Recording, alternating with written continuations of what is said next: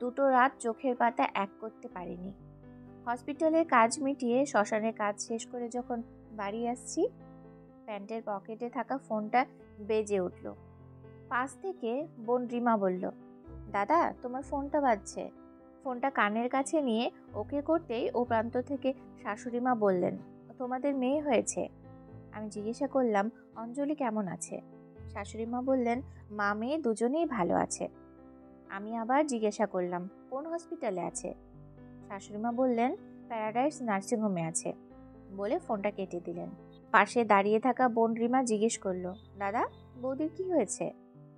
আমি মেয়ের বাবা হয়েছি বলে বললাম, তুই এক কাজ কর, বাড়িতে গিয়ে স্নান করে ফ্রেশ হয়ে আমার সঙ্গে চল। আমি মোটরসাইকেলটা বার করছি, দুজনে একসঙ্গে গিয়ে দেখেও আসি। রিমা বলল, না দাদা তুমি যাও, আমাদের নিয়েই তো অনেক ঘটনা ঘটলো, আমাকে দেখলে বৌদি হয়তো রাগ করবে, তার থেকে তুমি একা যাও। আমি ওকে ধমক দিয়ে বললাম, যা বলছি তাই কর, রেডি হয়ে নে। বোন আমার মুখের দিকে তাকিয়ে অনিচ্ছা সত্ত্বেও ওর ঘরের দিকে গেল রেডি হতে। আমি দেখলাম রিমার চোখ মুখ ফুলে গেছে কান্নাকাটি করার জন্য। আমি সেদিক থেকে দৃষ্টিটা ঘুরিয়ে গ্যারেজের দিকে এগোতে লাগলাম মোটরসাইকেলটা বের করতে। আমি আর রিমা যখন নার্সিংহোমে পৌঁছালাম তখন ঠিক 6টা বাজে। কেবিনের বাইরে দরজার সামনে দাঁড়িয়ে দেখছিলাম অঞ্জলি বেডে শুয়ে আছে, ওর বাবা বেডের পাশে একটা চেয়ারে বসে আছেন। মা আর বৌদি আমাদের বাচ্চাটাকে আদর করছে। হঠাৎ অঞ্জলির দৃষ্টি আমার দিকে পড়তে জিজ্ঞেস করলাম, ভেতরে আসতে পারি? জবাবে অঞ্জলি কিছু না বলে অন্যদিকে মুখটা ঘুরিয়ে নিল। আমার কথা শুনে কেবিনে ভেতরে থাকা সবার চোখ আমার দিকে ঘুরে এলো। সবাই দৃষ্টিটা কেমন যেন অস্বস্তিকর। আমাকে দেখার আগে সবাই হাসছিল, কথা বলছিল, কিন্তু আমাকে দেখা মাত্রই সব আনন্দ হাসি যেন উড়ে গেল। এমন একটা ভাব আমি যেন অযাচিত। আমি আর কিছু না ভেবে রিমাকে নিয়ে ভেতরে প্রবেশ করে বেডের কাছে এসে অঞ্জলিকে জিজ্ঞেস করলাম, কেমন আছো? অঞ্জলি অন্যদিকে তাকিয়ে বলল, সেটা জেনে তোমার কি লাভ? আর এখন এখানে তোমাকে কি আসতে বলেছে? অভিমান আর রাগের সুরে অঞ্জলি কথাগুলো বলল। অঞ্জলির বাবা চেয়ার থেকে উঠে বললেন, তোমরা কথা বলো, আমরা বাইরে গিয়ে দাঁড়াচ্ছি, বলে তিনি কেবিনের বাইরে চলে গেলেন। এক এক করে ঘরে যারা ছিল সবাই বাইরে চলে গেল। আমি অঞ্জলির কথায় কিছু মনে না করে ওর বাবার ছেড়ে যাওয়া চেয়ারটায় বসলাম। রিমা এগিয়ে সে বাচ্চাটাকে দেখছিল। হঠাৎ কি মনে করে অঞ্জলির দিকে ফিরে দেখলো, সে অন্যদিকে মুখ ঘুরিয়ে আছে।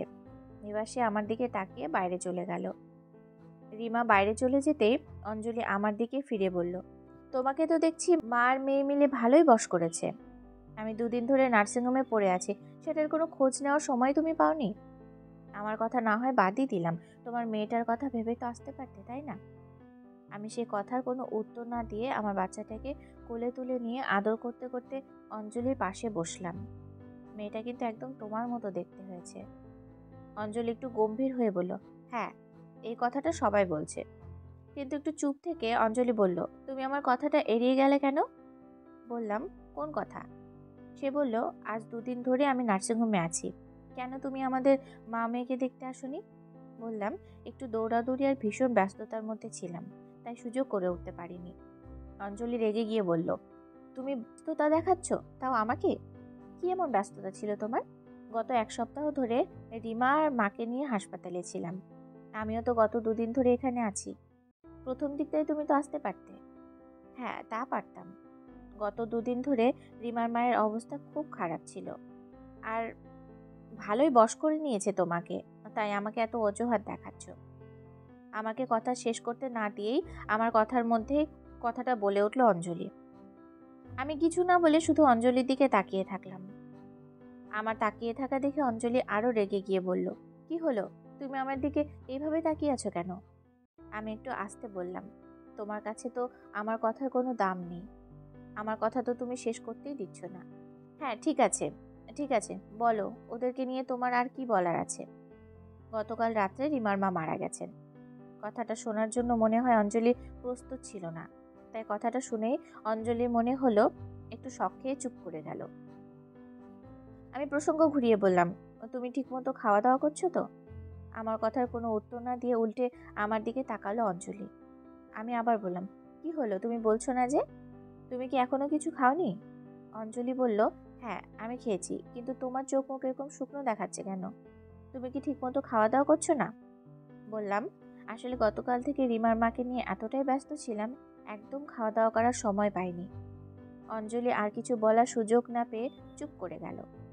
আমি কথা না বাড়িয়ে মেয়েটাকে শুইয়ে দিয়ে ঘড়ির দিকে তাকিয়ে বললাম, আমার বোধহয় এখানে বেশি সময় থাকাটা ঠিক হবে না। অঞ্জলি বলল, কেন? বললাম, তোমরা হয়তো চাও না আমি এখানে বেশি সময় থাকি। অঞ্জলি এ কথার কোনো উত্তর না দিলেও আমি বললাম, খাওয়া দাওয়া ঠিকমতো করো, আর আমার মেয়েটাকেও খেয়াল রেখো। অঞ্জলি চুপ করে থাকলো। জিজ্ঞাসা করলাম, কদিন থাকতে হবে এখানে? এবার অঞ্জলি বলল, জানি না। আচ্ছা, তাহলে এখন আসি আমি, পরে আবার সময় করে আসবো, বলে কেবিন থেকে বেরিয়ে এলাম। বাইরে দাঁড়িয়ে থাকা আমার শ্বশুরবাড়ির লোকেরা আমি বের হতেই তারা আবার কেবিনের মধ্যে ঢুকে পড়ল। আমার সঙ্গে কোনো কথা বলার প্রয়োজন বোধ তারা করলো না। বাইরে বেরিয়ে আসতেই রিমা বলল, দাদা, তুমি চাইলে তো আরও কিছু সময় থাকতে পারতে। হ্যাঁ, তা পারতাম, কিন্তু তুই তো দেখলি অঞ্জলি সেটা চায়নি, বলেই বললাম। তুই নিশ্চয়ই লক্ষ্য করেছিস আমার শ্বশুরমশাই এবং তার বাড়ির লোকজন, এরা প্রত্যেকেই কিভাবে আমাকে এড়িয়ে গেল, কেউ আমার সঙ্গে কথাও বলল না। রিমা আবার বলল, তাহলে এখন কি করবে? কি আর করব, চল বাড়ির দিকে যাই। নিচে এসে মোটরসাইকেল স্টার্ট করবার আগে রিমাকে বললাম, এখন অনেক রাত হয়ে গেছে, বাড়িতে গিয়ে রান্নার ঝামেলা করে লাভ নেই, তার থেকে কোনো রেস্টুরেন্টে গিয়ে খেয়ে সোজা বাড়ি চলে যাব। বাড়িতে ঢুকে রিমা বলল, জানো দাদা, আসলে বৌদি আমার আর মায়ের জন্যই বাড়ি ছেড়ে চলে গেছে। আমি রিমাকে বললাম, ঠিক তা না রে, আসলে অঞ্জলি হচ্ছে খুব অভিমানী, ওর জেদ আর রাগ কমলে আবার ঠিক চলে আসবে, ও নিয়ে তুই চিন্তা করিস না, যা গিয়ে শুয়ে পড়। রিমা আর কোনো কথা না বাড়িয়ে ওর ঘরে চলে গেল। আমিও আমাদের মানে অঞ্জলির ঘরে চলে আসলাম। ঘরটা ভীষণ খালি খালি লাগছে।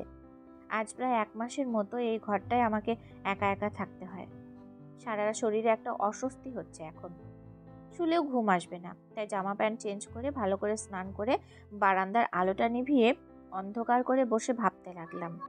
8 মাস প্রেগনেন্ট হওয়া সত্ত্বেও সেদিন অঞ্জলির চলে যাওয়ার কারণটা ছিল, আমি কলিং বেল বাজানোর কিছু সময় পর দরজা খুলে অঞ্জলি আমার পাশে রিমা আর মাকে দেখে অবাক হয়ে তাদের দিকে কিছু সময় তাকিয়ে থেকে আমার দিকে ফিরে ভ্রু কুঁচকিয়ে জিজ্ঞেস করেছিল, এনাদের তো ঠিক চিনতে পারলাম না।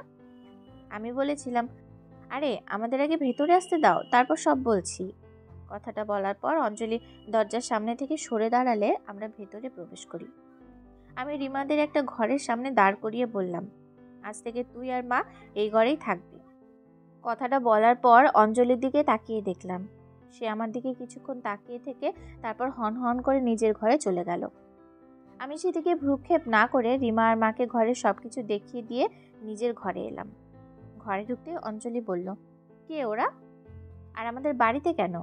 আমি বললাম, আমার মা আর বোন, আজ থেকে ওরা এই বাড়িতেই থাকবে। তোমার মা আর বোন কই, আগে তো কখনো শুনিনি। তুমি তো বলেছিলে তোমার কেউ নেই, তাহলে আজ হঠাৎ করে তোমার মা বোন কোথা থেকে এলো? বললাম, আমার কেউ নেই বলে কি এরা আমার মা বোন হতে পারে না? অঞ্জলি খুব রেগে গিয়ে বলল, না পারে না, রাস্তা থেকে কাউকে ধরে নিয়ে এসে মা আর বোন বানিয়ে এখানে রাখা যাবে না। কি আজে বাজে কথা বলছো তুমি, রাস্তা থেকে তুলে এনে মানে? অঞ্জলি সেই একই সুরে বলতে লাগলো, মানেটা নিশ্চয়ই তুমি বুঝে গেছো। আমি রেগে গিয়ে বলেছিলাম, দেখো অঞ্জলি, আমি কিন্তু ওনাদের রাস্তা থেকে তুলে আনিনি, আর ওরা আমার নিজের মা বোন না হলেও আমার রক্তের সম্পর্কের চেয়েও বেশি কিছু হয়। অঞ্জলি একটু ক্রিটিসাইজ করে বলেছিল, কীরকম? আমি অঞ্জলির ভাব দেখে বললাম, সেটা বললে তুমি এখন বুঝবে না, পরে তোমার মাথা ঠান্ডা হলে বলবো। এখন আমি খুব ক্লান্ত, খিদেও লেগেছে, কথা না বাড়িয়ে কিছু খাওয়া দাওয়ার ব্যবস্থা করো। অঞ্জলি সেদিন বলেছিল, সেটা করা যাবে না। আমি অবাক হয়ে বলেছিলাম, কেন করা যাবে না? সে আবার বলেছিল, ওই মেয়ে আর ওই মহিলা এ বাড়িতে থাকতে পারবে না। আমিও বলেছিলাম, ওরা এই বাড়িতেই থাকবে। সে বলেছিল, না, থাকতে পারবে না। আমি, কেন? সে, আমি আমি সেটা চাই না, তাই। আমি, তুমি যা চাইবে তাই হবে নাকি? সে বলেছিল, হ্যাঁ তাই হবে। আমি বলেছি ওরা এ বাড়িতেই থাকবে, আর সে বলেছিল, তাহলে আমি এ বাড়িতে থাকবো না। আমি রাগের মাথায় বলে ফেললাম, সেটা তোমার ব্যাপার, তুমি না থাকলে আমার কিচ্ছু করার নেই। কি বললে তুমি? আমি আর কিছু না বলে চুপ করে থাকলাম। অঞ্জলি বলতে লাগলো, ওরা তোমার কাছে এতই গুরুত্বপূর্ণ যে ওদের কারণে যখন আমার শরীরের এই অবস্থা তখন তুমি আমাকে চলে যেতে বললে? ঠিক আছে, যতদিন ওই মহিলা আর মেয়েটা এই বাড়িতে থাকবে ততদিন আমি এই বাড়িতে থাকবো না।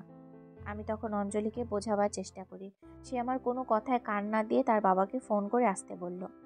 অঞ্জলি যখন তার বাবাকে ফোন করছিল, আমি তখন জোর করে তাকে আটকানোর চেষ্টা করিনি, কারণ তখন সে 8 মাসে প্রেগন্যান্ট ছিল। জোরাজুরি করতে গিয়ে শেষে যদি কিছু হয়ে যায়, এই ভয়তে নানা রকমভাবে আমি তাকে বোঝানোর চেষ্টা করেছিলাম, কিন্তু সে আমার কোনো কথা শুনতে রাজি হলো না। উল্টা আলমারির মাথা থেকে ট্রলি ব্যাগটা পাড়ার চেষ্টা করতে লাগলো। দেখলাম অঞ্জলি ব্যাগটা হাতে না পেলেও রাগের মাথায় লাফ দিয়ে আলমারির মাথা থেকে নামানোর চেষ্টা করছে। ব্যাগটা তার গায়ের ওপর পড়ে বিপদ হতে পারে, তাছাড়া তার লাফানোটাও হিতে বিপরীত হতে পারে। সে ভেবে আমি ব্যাগটা নামিয়ে দিয়ে কিছু না বলে বারান্দায় চলে এসেছিলাম। সে তখন ব্যাগটা খুলে আমাকে গালি দিতে দিতে কাপড় গোছাতে লাগলো। খানিক পরে অঞ্জলির বাবা চলে এলেন। যে মানুষটা আমাকে অত্যন্ত স্নেহ করতেন, তিনি এসে থেকে আমার সঙ্গে কোনো কথা না বলেই মেয়েকে নিয়ে চলে গেলেন।